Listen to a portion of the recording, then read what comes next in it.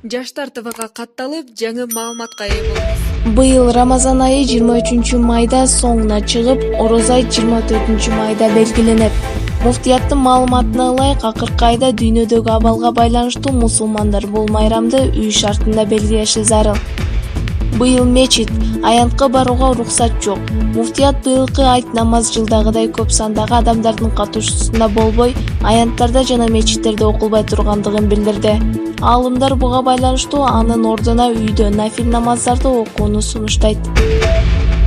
Буга чейин өкмөт 25-майда өлкөдө ири базарлар, анын ичинде Дордой, Орто Сай, Ош, Кара Суу базарлары иштей баштай турганын айткан. Мындан сырткары 50 орундан ашпаган коомдук тамактануу жайлары, театр, музей, китепкана сыяктуу маданий агартуу жайларынын иши да бул күндөрү жанданат.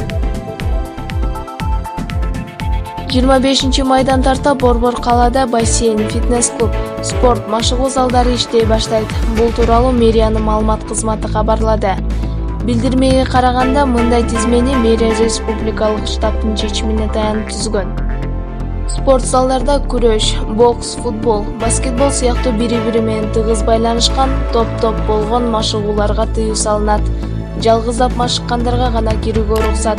Ошондо дагы аралыкты сактап, санитардык талаптар так аткарылышы керек, деп айтылат билдирүүдө.